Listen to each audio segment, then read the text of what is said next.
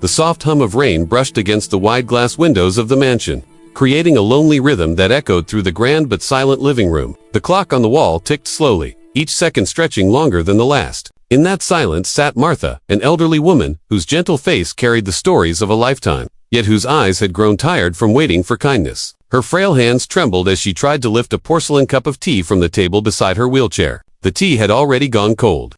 But she didn't want to trouble anyone by asking for a fresh one. Across the room stood Vanessa, her son's fiancée, a woman of stunning beauty and flawless poise. Her long red nails tapped against the glass of her smartphone as she scrolled endlessly through social media, her attention fixed more on likes and comments than on the weary figure only a few feet away. The contrast between them could not have been greater. One, a reflection of youth and vanity, the other of time and tenderness.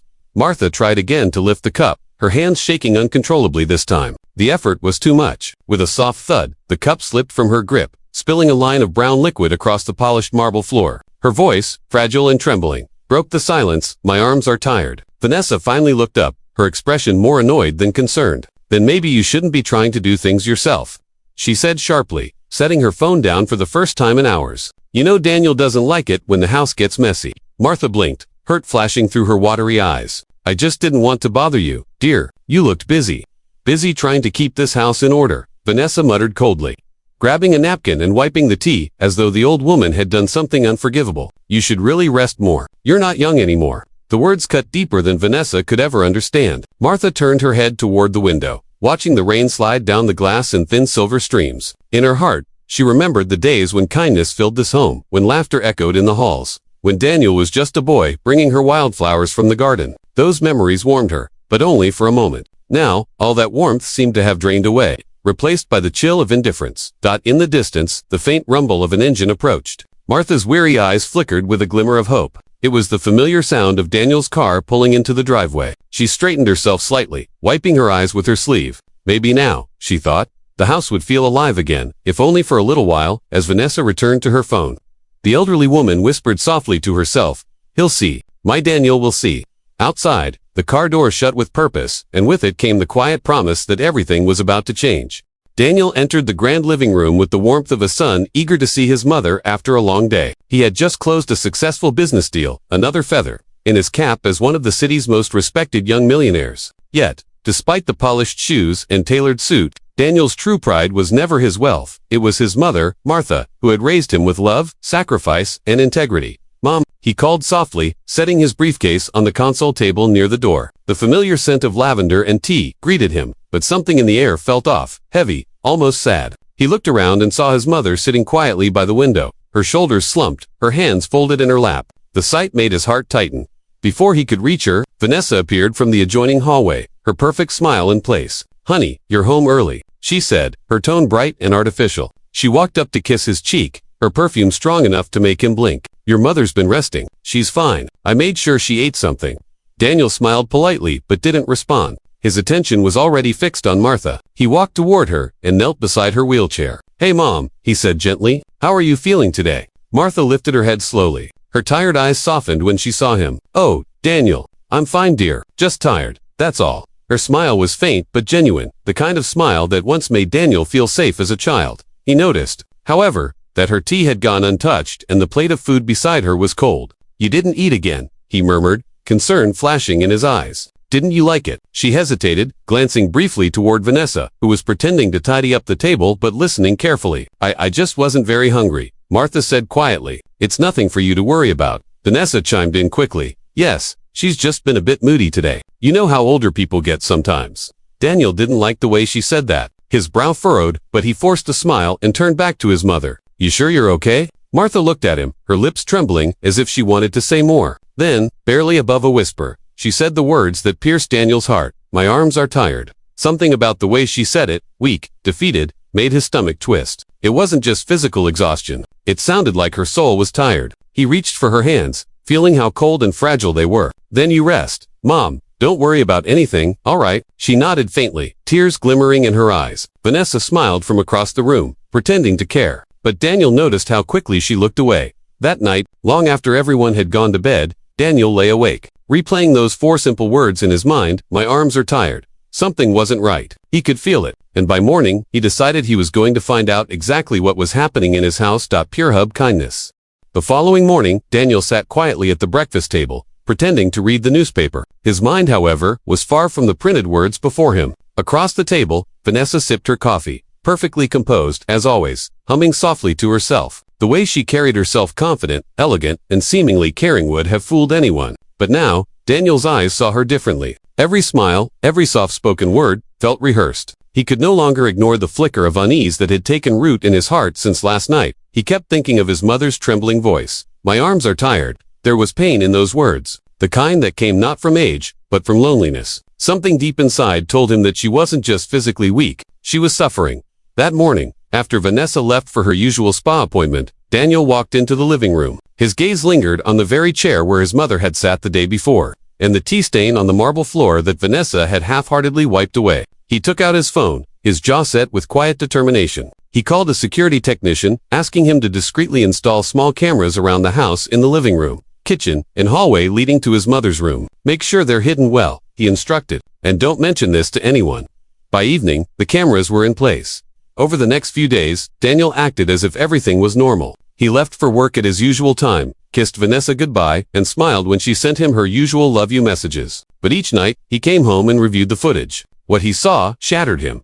On the first recording, his mother tried to reach for a glass of water on the side table. Her hands trembled violently. She called softly, "Vanessa, could you help me, dear?" Vanessa was sitting on the couch, scrolling through her phone, her legs crossed, looking annoyed. "You can do it yourself, Martha." "I'm not your nurse," she muttered. Daniel felt his heart tighten, but he forced himself to keep watching. The second clip was worse. His mother dropped her knitting needle and struggled to bend down. Vanessa didn't move an inch. "If you can't pick it up, maybe you shouldn't be doing old lady hobbies," she said with a mocking laugh. Martha whispered something inaudible, her eyes glistening with tears. And then came the final blow, the recording from yesterday afternoon. His mother was again trying to lift her teacup, whispering those same words, "My arms are tired." Vanessa rolled her eyes and walked away, muttering, then stopped trying to act helpless. The camera caught the moment Martha's tears fell onto her lap. Daniel froze. His hands clenched into fists, his breathing uneven. For a long moment, he just stared at the screen, rage and heartbreak swirling inside him. The woman he thought would bring joy into his mother's life had instead made her feel worthless. That night, Daniel didn't sleep. He sat in silence, watching the rain outside, the same rain that had fallen the day his mother cried for help. By morning, he had made up his mind that it was time for the truth to come out. Pure hub kindness. The next morning, the mansion was alive with quiet tension. Vanessa moved through the halls with her usual grace, humming lightly, completely unaware that her world was about to crumble. Daniel, calm but cold, sat in his office preparing for the luncheon he had arranged. The invitations had gone out to close friends, business partners, and even members of the charity board he often supported. Everyone believed it was a celebration, a formal announcement of his engagement to Vanessa. That was exactly what he wanted her to think. By noon, the mansion's ballroom gleamed with gold and white decorations. Tables were elegantly set, and a massive crystal chandelier sparkled overhead. Vanessa descended the stairs in a flowing ivory dress, every bit the picture of a woman expecting a proposal. She greeted guests with radiant smiles, her laughter echoing through the room. "I can't believe he planned all this," she whispered to one of her friends. "He's finally going to make it official." Meanwhile, Martha sat quietly near the back of the room, her hands clasped together. Daniel had insisted she be there, telling her gently, "I want you to see something today, Mom." She didn't understand what he meant, but she trusted him completely. When the room filled with chatter and the clinking of glasses, Daniel walked onto the stage, microphone in hand. He looked out at the crowd, his expression calm but unreadable. Vanessa's heart fluttered as she took a step closer, waiting for him to drop to one knee. Instead, Daniel said, "Thank you all for coming today. I wanted to share something deeply personal, something that has opened my eyes." A murmur rippled through the crowd. Vanessa blinked, confused but still smiling. Daniel continued, "We often speak about kindness, respect, and family. But sometimes, the truth about how we treat others is hidden behind closed doors." He turned and nodded toward a large projector screen behind him. "Today, I want to show you what that truth looks like." The lights dimmed, a hush fell. Then, the video began to play. Gasps echoed almost instantly. The footage showed Martha struggling to reach her cup, Vanessa ignoring her, mocking her, and walking away as she whispered, "My arms are tired." Every cruel glance, every dismissive word, all of it filled the room. Vanessa's face drained of color. "Daniel, what is this?" She stammered. Daniel looked at her, his voice steady but firm. "This is who you are when no one is watching. This is how you treated the woman who gave me everything." Guests exchanged horrified glances. Someone whispered, "That poor woman." Tears streamed down Martha's face as she watched the truth unfold. Daniel stepped closer to Vanessa, his eyes filled not with anger, but disappointment. You could have had everything: love, respect, a family. But instead, you chose cruelty.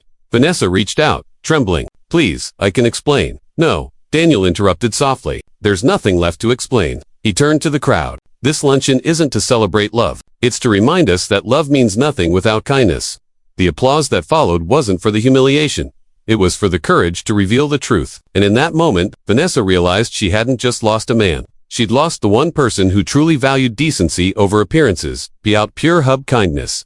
A week had passed since that unforgettable day. The mansion, once echoing with the shallow laughter of pretense, now breathed in peace. The air felt lighter, the silence softer. Gone were the restless footsteps of vanity. Vanessa had left the very next morning, her designer suitcase rolling out the front door without a single goodbye. Daniel hadn't stopped her. He only watched from the balcony, knowing that sometimes letting go was the greatest act of love, not for her, but for his mother. Martha had been moved into the sunny corner room overlooking the garden she had once cared for herself. The flowers, though neglected for years, were beginning to bloom again under the gardener's careful hands. Roses, lilies, and soft marigolds, their colors blending into a canvas of quiet rebirth. Every morning, Daniel brought her breakfast himself. No servants, no assistants, just him, his mother, and the gentle sound of birdsong. One afternoon, as golden light poured through the lace curtains, Daniel entered her room holding a tray of warm tea and fresh bread. I hope it's not too cold this time, he joked softly. Martha smiled, her face glowing with that familiar warmth he had missed so much. Oh, Daniel, she said, everything tastes better when it's made with love. He sat beside her, handing her the cup carefully. This time, when her hands trembled, he held them steady without saying a word. They sat in silence for a while, listening to the rain tapping lightly on the window, the same rain that had once witnessed her tears. After a long pause, Martha said, You know, when I said my arms are tired, I didn't just mean these old bones. I was tired of being unseen, tired of feeling like a burden. Daniel's eyes softened. You'll never feel that way again, Mom, he whispered. Not while I'm here. She reached out, touching his cheek gently. You've grown into a good man, Daniel, not because you have money, but because you remembered what kindness looks like. I just wish your father could see you now. Her words caught in his throat, and for the first time in years, Daniel felt something release inside him. Guilt, regret, maybe even relief. He'd be proud of you too, Mom, he said quietly. In the days that followed, the mansion became a home again. Laughter returned, soft and genuine. Daniel started a charity in his mother's name, the Tired Arms Foundation, dedicated to providing care and companionship to the elderly who had no one left to look after them. It became a beacon of hope, inspired by one simple phrase, whispered in pain, but remembered in love. On a bright morning, weeks later, Martha sat in the garden, wrapped in a shawl, her son reading beside her. She looked up at the blue sky and smiled. My arms are still tired, she said with a little laugh. But my heart feels light. Daniel took her hand and squeezed it gently. That's all that matters, Mom. And in that quiet, golden moment, surrounded by love, peace, and the gentle hum of life, the world of Martha and Daniel finally healed. Pure hub kindness.